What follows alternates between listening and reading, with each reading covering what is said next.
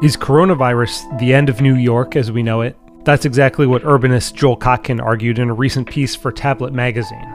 This is happening at a time when the demographics of cities like New York, LA, Chicago, San Francisco are all going in the wrong direction. In other words, young people are leaving, population growth is very low. I think the pandemic is just one more factor. With lockdowns and extreme social distancing bringing urban life to a halt, and New York emerging as the epicenter of the national crisis, a debate among urban studies scholars is breaking out over what this will mean for the future of American cities. On one side are density skeptics, like Kotkin, who believes the pandemic will only accelerate an already present decline in urban living, while pro-density urbanists like University of Toronto professor Richard Florida say that New York will do what New York has always done: bounce back. The biggest mistake people ever make is counting New York out. I mean, if there's one place in the world, don't count out ever. Thomas Campanella, a Cornell professor who co-edited a book called The Resilient City After 9/11, agrees with Florida. So, no, we're not looking at the end of New York by any means, nor are we looking at the end of cities. Very similar predictions were made in the wake of 9/11. And there was dispersal, certainly. Firms in lower Manhattan decamped to the suburbs. They went across the river and elsewhere. But many of them came back, and New York boomed as it's never done before. In the book, Campanella and his co-editor document cities that did and didn't bounce back from catastrophe and find that disasters that damage critical infrastructure, such as the volcanic eruption that buried Pompeii, or make land literally uninhabitable, such as the nuclear meltdown in Chernobyl, are most likely to do irreparable harm. Cities have recovered from pandemics fairly quickly, including New York after the 1918 Spanish flu. To suggest that this is going to mark the end of the city it's ridiculous, actually. It traffics in a long tradition of anti-urbanist posturing and predicting. It goes all the way back to the founding generation in this country. Thomas Jefferson really launched them in his notes on Virginia, his famous comment about how the mobs of great cities add just so much to a nation as sores on the body politic. And John Adams wrote in a very similar vein about how the people living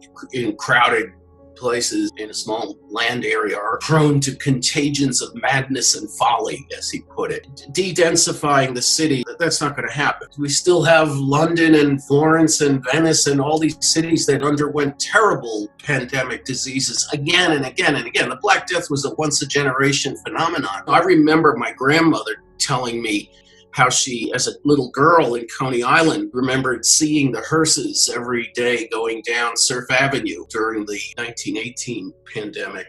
We have gone through these things, obviously, in the past. Cities are not going anywhere. New York is not going anywhere. But Kotkin argues that what's changed is that ever-improving communications technology has made all kinds of remote work possible. People are moving to, generally speaking, less expensive, very often smaller cities. In terms of broad historical trends, urbanization has increased over the past 200 years, with the percentage of world population living in urban areas rising from 2% to 50%. More recently, megacities like New York have experienced significantly slower growth than small and mid-sized urban areas. The total world population of small urban areas with populations less than 500,000 people is 3 times that of megacities, with the median urban resident living in an urban area with a population of 650,000. And according to the U.S. Census Bureau, almost 92% of population growth within metropolitan areas has been in the suburbs and exurbs from 2010 to 2018. Only New York has bucked that trend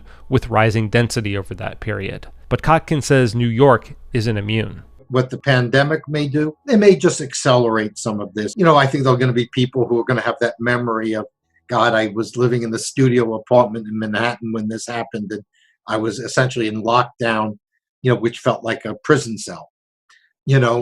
That's probably not going to leave a great impression. Between 2005 and 2017, remote work increased by about 159%, according to one study, with about 5% of Americans working from home, according to census data. Kotkin predicts remote working trends will continue to push more and more Americans out of big city centers. Again, what makes the pandemic important is that the demographic and economic trends were already running in the wrong direction.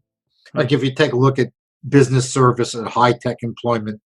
New York, LA, Chicago, basically lagging way behind the rest of the country.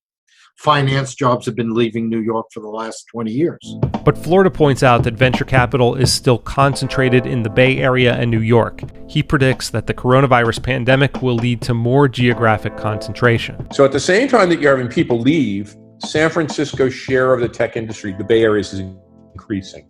New York's share of finance industry is increasing. LA is still a center of movie making and the creative industry broadly. And so I think with restrictions on air travel, the fact that it's harder to drop in and out of those places will cause a stop or further concentration.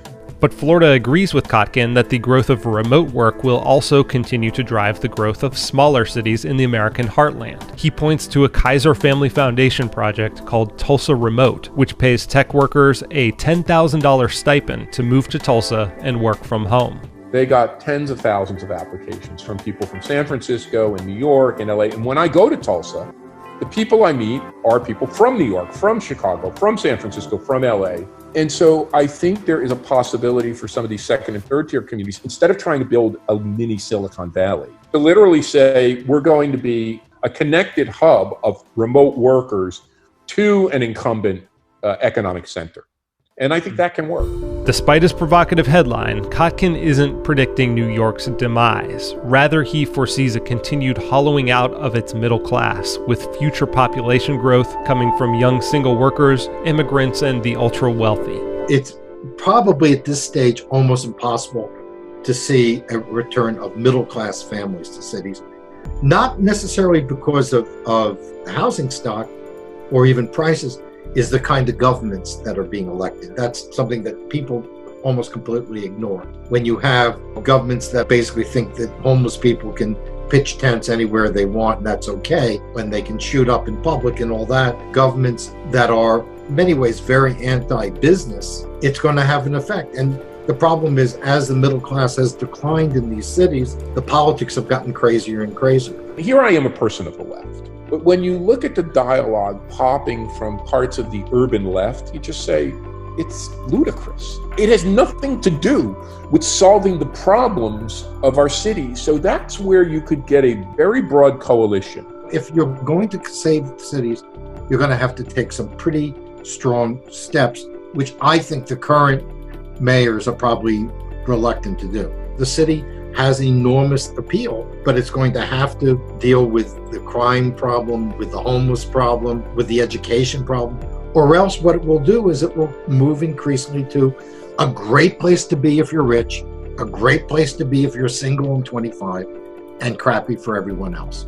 That doesn't work long-term for New York. There's going to be a premium now on no bullshit, no ideology. Can you make my city safe or suburb safe and secure? So the city's going to have time to really think about how to become a more affordable city, a more holistic city, a better city.